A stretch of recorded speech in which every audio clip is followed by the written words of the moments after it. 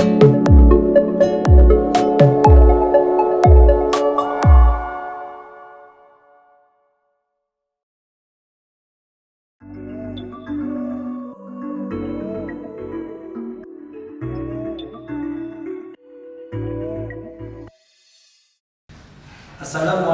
warahmatullahi wabarakatuh.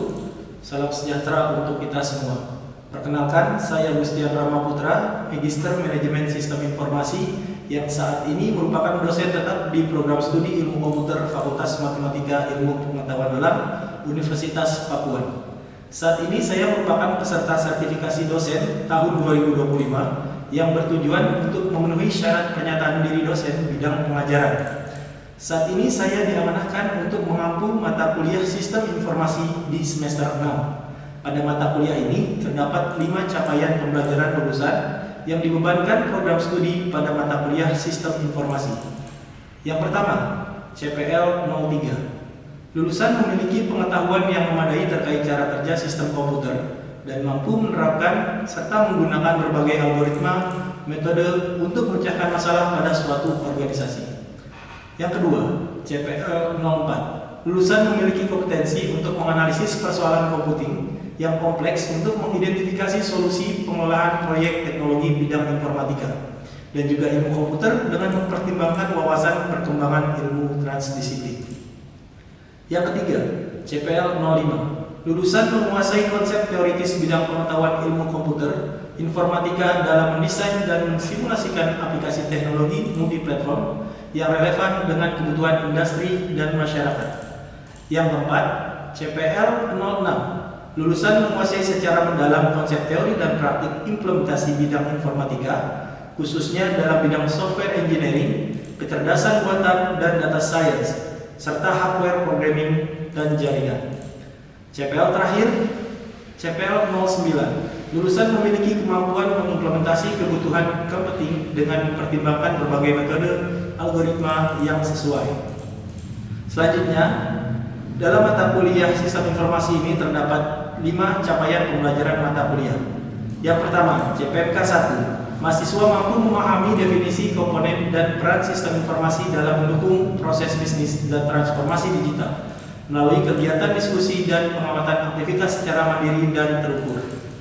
CPMK 02. Mahasiswa mampu menjelaskan sejarah, konsep dasar, serta mengidentifikasi penerapan dan dampak AI, Artificial Intelligence, terhadap proses bisnis dan manajemen melalui kegiatan diskusi dan pengamatan aktivitas secara mandiri dan terukur.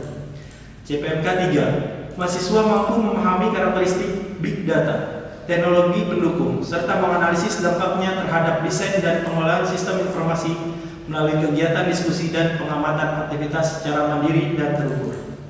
CPMK 4. Mahasiswa mampu mengidentifikasi konsep dan mekanisme integrasi IoT, Internet of Things, serta memahami penerapan blockchain untuk meningkatkan keamanan dan efisiensi operasional melalui kegiatan diskusi dan pengamatan aktivitas secara mandiri dan terukur.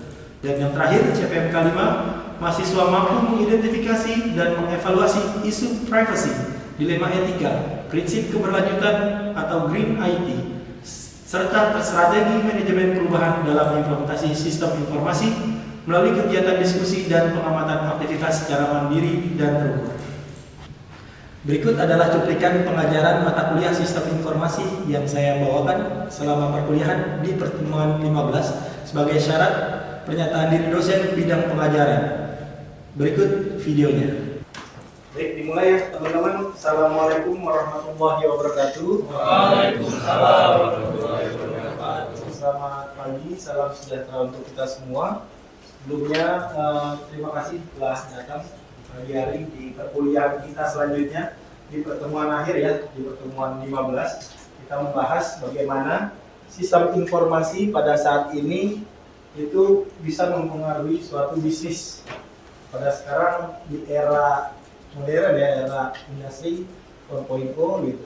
Kita itu banyak sekali perubahan dan mentransisikan suatu sistem informasi yang tadinya sederhana gitu kan, sistem informasi sekarang sudah banyak yang menggunakan artificial intelligence, kecerdasan buatan.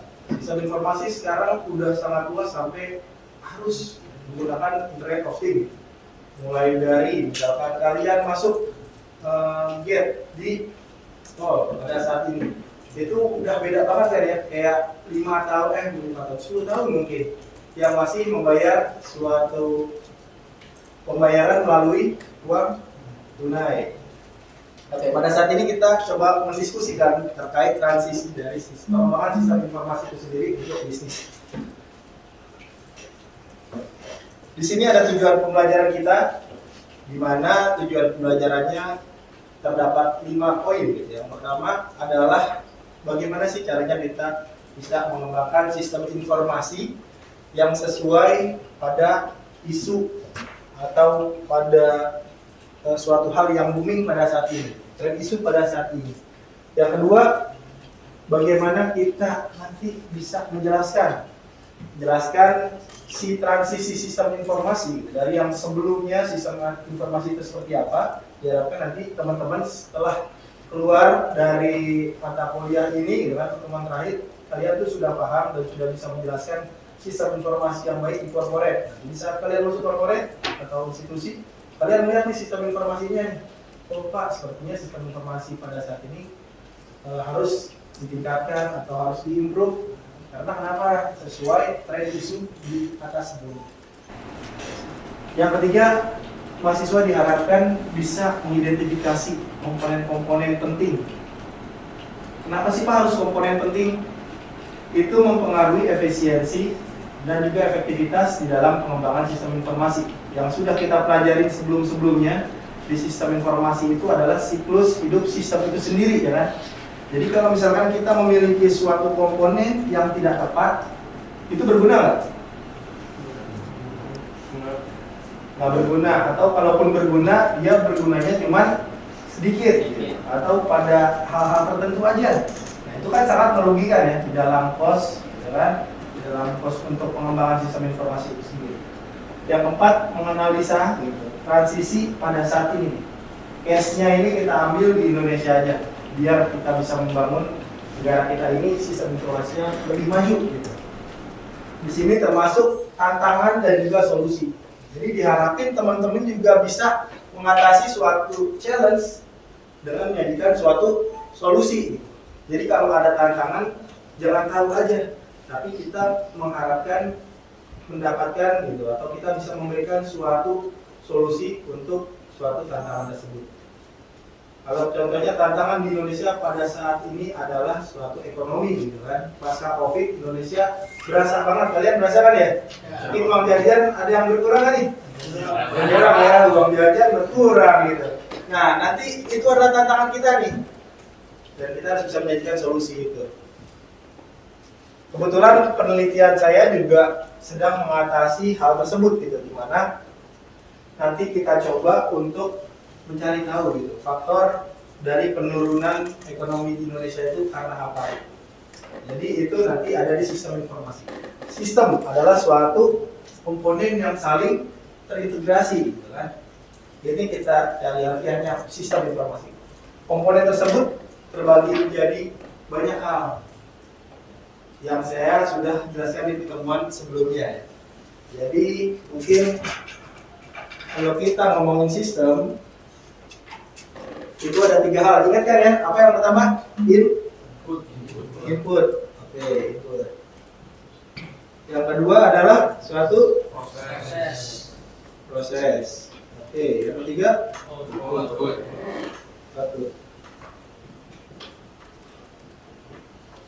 Ini adalah suatu siklus nih. Cycle. Siklus di mana hal tersebut harus mempunyai dasar apa yang diinput di sini, misalkan A, kan? Di prosesnya misalkan A plus, nah outputnya ini apa? Gitu. Ini harus sesuai. Sama juga kalau kita sering tuh kalau sering masuk X1, X2, titik sampai Xn, gitu kan? Ini dapat mempengaruhi YN. Nah, itu adalah suatu sistem. Nah, itu siklus yang tadi di sistem tersebut itu adalah suatu proses ini semua, komponen-komponen yang saling berhubungan. Nah, jadi nanti kalian diharapkan yang di poin kelima nih, mengembangkan suatu sistem informasi yang bisa transisi dengan baik berdasarkan siklus di sini. Informasi itu sistemnya ya, informasi berarti suatu hal yang harus disajikan dengan kevalidan atau udah valid banget. Kalau yang namanya informasi nggak boleh ada kata dalam tanda kutip itu hoax kan ya, itu harus dengan suatu yang jelas dan juga pasti. Sekarang dengan ada sistem informasi, stakeholder itu bisa melihat di mana aja, menggunakan mobile, menggunakan website. Jadi sudah terpantau, tidak ada suatu fraud di situ atau kecurangan itu nggak ada ya. Jadi di situ suatu informasi sangat dibutuhkan untuk pengembangan suatu bisnis. Makanya ekonomi di Indonesia sekarang menurun. Dengan ada informasi yang valid, mudah-mudahan ekonominya sudah bisa segar lagi nih, membaik. Sampai di sini yang ingin ditanyakan? Belum ada, kita lanjut. Saya akan cerita sedikit terkait industri 4.0 ini sendiri. Kalau kita sering dengar ya, sering lihat berita, sering mungkin kalian cek ya di PC-PC kalian, itu industri 4.0 itu sekarang sudah sangat tersosialisasikan sekali dimanapun itu. Jadi patokan-patokan korporat itu sekarang industri 4.0. Karena kenapa? Dia ini pada saat ini sudah menggabungkan suatu cyber dan juga physical system. Fisik nih berarti adalah suatu hal yang wujudnya nyata gitu kan. Contohnya apa? Kayak misalkan drone. Itu masih physical system. Drone dia kalau disuruh dinaikin pakai konsol up baru naik ya kan. Nah, sekarang sudah baik cyber nih. Jadi sekarang drone itu bisa tanpa konsul dia sudah bisa men-tracking suatu objek. Karena bantuan apa? Mesin learning itu sendiri. Jadi sekarang kita itu memanfaatkan suatu teknologi untuk suatu hardware itu atau physical system itu udah nggak kayak dulu gitu. Udah nggak perlu remote kita, cuman kita kasih aja algoritma tertentu misalkan untuk mendeteksi suatu lingkup. Nah, kita kemarin workshop terkait sistem informasi geografis ya kan. Nah, dari situ bisa drone diminta untuk mengambil suatu data spasial. Data spasial itu nggak harus kita yang mengendalikan, tapi robot itu atau drone itu bisa mendeteksi di mana objek-objek tertentu yang emang dikhususkan drone tersebut untuk diambil datanya. Misalkan saya mau mencari jumlah pohon tumbang pada saat ini di Kalimantan. Itu kita tinggal nerbangin drone dari titik A ke titik N. Nanti drone tersebut bisa memetakan di mana pohon-pohon tumbang itu. Kalau misalkan ada suatu benda atau objek yang tumbang selain pohon, bisa nggak terdeteksi? Enggak. Ya, ada yang bilang enggak, ada mungkin yang bisa terdeteksi, tapi tidak diambil datanya, karena dia mendeteksi lingkupnya. Oh, di situ ada berapa objek, tapi tetap yang diambil, yang dikolek adalah suatu data yang ingin diambil nih, di input di sini nih. Itu kedapatannya. Nah, pada saat ini. Nah, di era sekarang ini, industri 4.0 ini udah memanfaatkan sekali untuk, contohnya salah satu di sini adalah perpustakaan dan juga museum serta adanya smart farming. Penelitian saya itu sustain tentang smart city dan juga smart village, di mana kita coba mengembangkan suatu sistem untuk pemberdayaan suatu desa, karena tulang punggung Indonesia itu pasti dari pedesaan. Kalau dari kota itu rata-rata pekerja menghasilkan uang nggak? Menghasilkan dari bisnis, tapi untuk orang kerjanya. Tapi untuk kehidupannya itu kita rata-rata dari desa semua. Kalau desanya tidak dikelola dengan baik, gimana orang kota mau makan? Alhamdulillah penelitian saya juga kemarin ikut hibah Bima, dan alhamdulillah sudah masuk fintech. Nanti kita coba lihat videonya juga, contohnya karena belum diimplementasi baru tahun ini. Saya rencana ingin mengembangkan smart farming tersebut gitu. Nanti kita coba diskusikan ya, sekaligus menonton video. Kita lanjut Society 5.0. Kalau kita ngomongin society berarti kita ngomongin knowledge atau skill dari suatu penduduk di suatu negara, ya kan? Kemampuan kita, knowledge kita, gitu. Atau suatu akademi di Indonesia pada saat ini itu seperti apa? Kalau kita ceritakan tentang Society 5.0, ini diawali oleh zaman era before Christ atau 13.000 BC. Yaitu 13.000 tahun, kalian bayangin sebelum Masehi itu manusia masih berburu. Udah ada sistem belum sih di situ? Sistem kependudukan mungkin ada ya. Yang misalkan yang cowok-cowok ikut berburu, yang ibu-ibu dan juga perempuan lainnya di rumah mengelola hasil buruan gitu. Anak-anak ya mungkin diajarin oleh beberapa orang yang udah tua yang tidak mampu untuk berburu. Pada saat itu human society atau hunting society, human being dimulai asal muasal si manusia pada saat itu dalam berpikir. Itu dari sistem, tapi informasi pada saat itu belum bisa cepat, belum bisa relevan, belum bisa real time dan lain-lain. Nah ini pengembangan zaman ini berdasarkan apa sih, Pak? Ini berdasarkan kemampuan dan juga experience dari penduduk-penduduk saat itu atau manusia-manusia pada saat itu. Kalau manusia tersebut lama-lama kan berpikir nih kayak kita ya.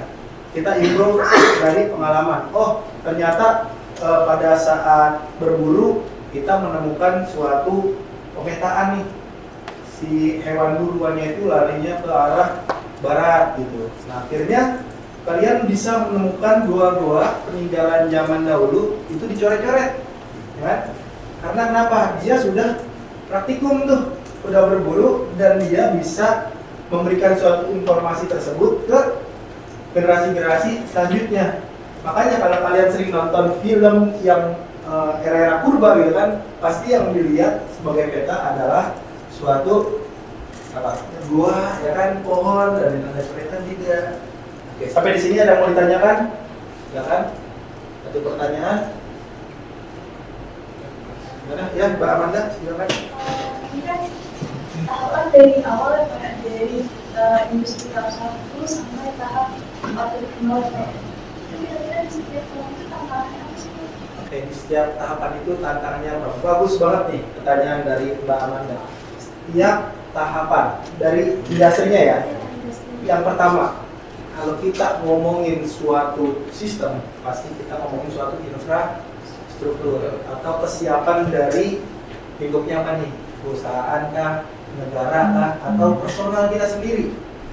Kita bayangin, kita mau berubah nih menggunakan AI, IoT, tapi kita nggak punya uang buat beli komputer, nggak punya uang buat beli handphone. Bisa nggak suatu personal tersebut berkembang? Nanti personal itu tidak memiliki suatu infrastruktur tersebut. Bisa nggak, Mbak? Nggak bisa, itu challenge-nya. Begitupun juga kita bahas yang lebih besar, negara. Kenapa negara di Eropa sana perkembangannya begitu cepat? Jelas ya jawabannya berarti karena infrastruktur gitu. Udah maju itu kestabilan ekonomi, kestabilan infrastruktur dan lain-lain. Makanya sekarang kita di Bogor ini dan juga di Jakarta itu dan mungkin di beberapa daerah di Indonesia ya, itu sudah ada wifi publik di tempat-tempat yang emang terbuka untuk umum. Itu buat apa sih? Untuk memfasilitasi hal tersebut nih. Namanya aja Internet of Things. Berarti kalaupun infrastruktur dari personal itu belum mumpuni, tapi dengan adanya fasilitas dari negara kita yang udah hebat banget nih, udah menyiapkan infrastruktur di berbagai tempat lingkungan umum, hal tersebut bisa teratasi tuh, solusi. Berarti negara kita sudah menerapkan hal tersebut. Terima kasih Mbak Amanda, apakah menjawab? Ya. Kita lanjut. Sekarang saya mau berikan pertanyaan. Tadi saya ditanya nih, coba kira-kira manajemen sistem informasi pada saat ini, manajemen berarti kan suatu pengelolaan. Pengelolaan sistem informasi pada saat ini itu bisa memberikan dampak apa? Atau berperannya seperti apa sih dalam suatu bisnis di Indonesia? Coba. Angkat tangan, ya kan? Suatu peran dari manajemen informasi sistem di Indonesia deh kasusnya. Pada saat ini berperan seperti apa? Contohnya misalkan di Universitas Pakuan pada saat ini sudah bisa melihat jumlah mahasiswa, gitu kan? Jumlah mahasiswa yang ada dan jumlah mahasiswa yang habis wisuda. Nah dari situ kan bisa dilihat berapa yang masuk dan berapa yang keluar. Dari situ ada suatu manajemen dong. Kalau misalkan daya tampungnya 500, keluarnya 100, masuknya 400, berarti kurang 200. Nah, berarti target dari Universitas Pakuan itu harus mencari 200 mahasiswa. Itu bisnis yang bagus nih untuk dalam manajemen sistem informasi. Itu yang sederhana. Tidak teman-teman. Ada yang mau jawab, Mas Alif? Pak, Oh ya, silakan, Mas. peran sistem informasi di Indonesia ada 3 di sini yang saya ketahui. Yang pertama adalah meningkatkan efisien dan produktivitas. Oke. Yang kedua adalah mendukung pengambilan keputusan. Dan yang ketiga yang terakhir adalah meningkatkan transparansi dan akuntabilitas. Bagus sekali. Mas siapa, Mas? Mas Sidik. Atau Mas Sidki. Bagus ya, Mas Sidki. Yang pertama, Mas Sidki, suatu meningkatkan efisien. Itu ya perannya untuk meningkatkan efisien. Kalau kita ngomongin efisien, berarti itu merupakan suatu efisien itu ada 2 ya, ada waktu, ada cost. Nah, itu yang mempengaruhi pertumbuhan dan juga penurunan suatu corporate. Shortages are becoming a bigger problem every day. Proper irrigation is crucial for the survival and maximum productivity of crops. Traditional irrigation methods waste a lot of water, and if we don't protect our Penelitian water saya resources dan juga now, pengabdian, it will be saya hard to membahas have yang sudah saya sampaikan sebelumnya. So, Saya membahas how can we bagaimana water our caranya plants and meet mengelola other smart farming needs? untuk In this pengembangan video, we explore smart modern irrigation sustainable. systems in Nah, detail and irigasi provide ini information yang on saya 50 different praktikkan crops, juga. such as how much Kalau di exact sini amount of water informasinya is needed terkait for a crop to achieve smart maximum irrigation. output. Karena kenapa? We've divided this Air, video into 4 sections to air make kalau it kita easy lihat to di video, follow. air ini kan First, kalau di we'll air explain itu why boros switching banget from ya. traditional Nah, to dengan modern adanya irrigation sistem air, systems is kita essential. air Second, memenuhi dengan we'll dive into the ketinggian water tertentu requirements untuk for 50 memfasilitasi different crops. suatu irigasi. Help you Itu sudah understand cukup, how nah much itu water bisa each crop needs. dilakukan Third, penutupan sehingga we'll explore pemanfaatan 5 air cutting-edge itu irrigation sesuai systems in detail. bisa melakukan Finally, we'll wrap up with a efisiensi summary of the pengeluaran air benefits of di these jumlah air advanced yang keluar systems. dan juga Stay efektivitas tuned to learn dengan how you sesuai can kesehatan revolutionize your farming dari pH practices.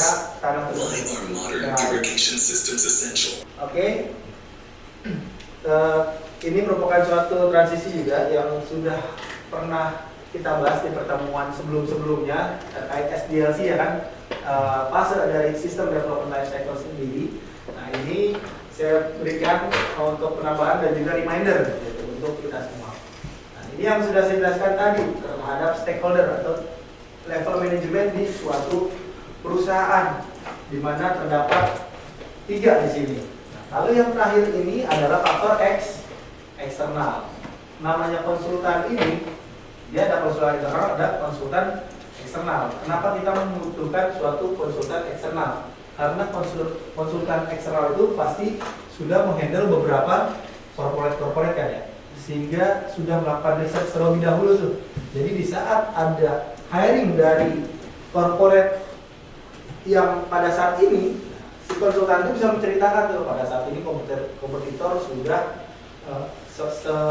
memiliki sistem yang seperti ini gitu. Otomatis si konsultan merekomendasikan kita sistem yang setara minimal, atau jika ada budget lebih pasti diberikan suatu sistem yang lebih bagus. Oke, sampai di sini ada yang ingin ditanyakan?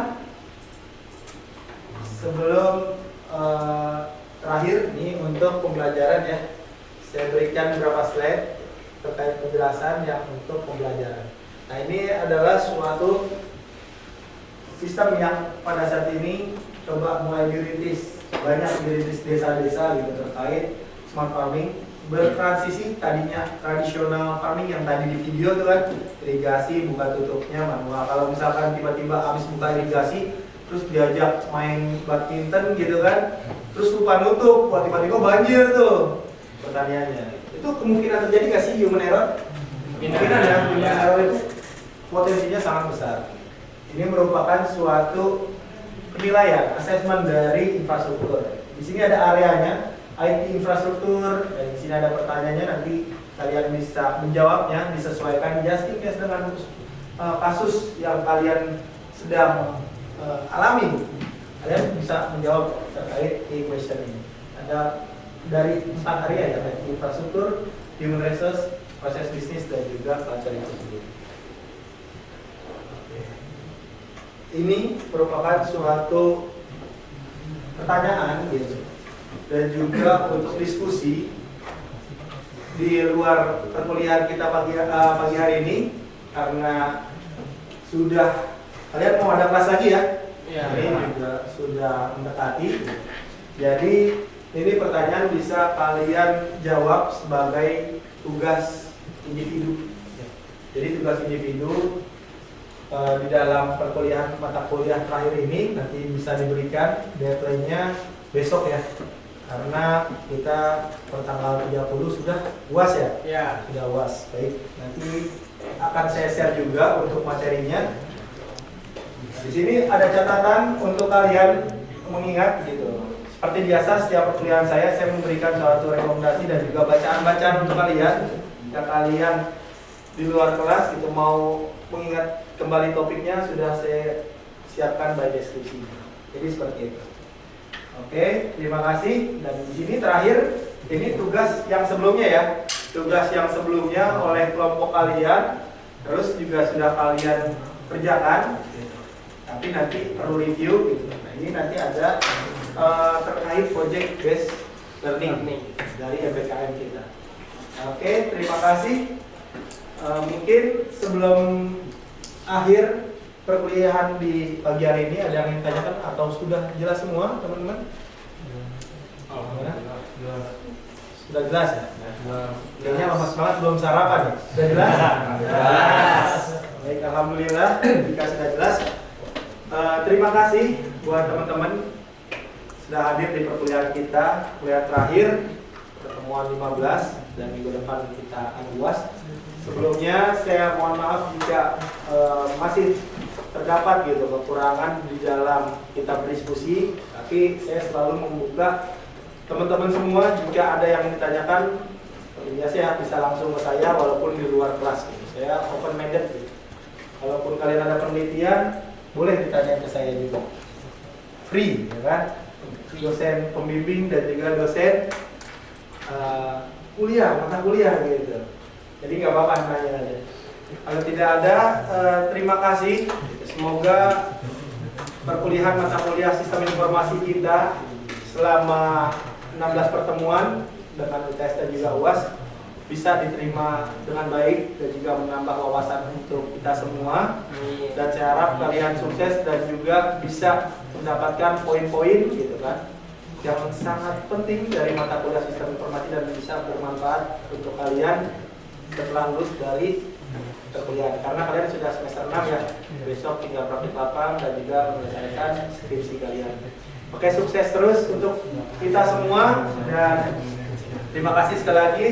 Saya tutup, wabillahi taufiq wal hidayah. Wassalamualaikum warahmatullahi wabarakatuh. Waalaikumsalam warahmatullahi wabarakatuh.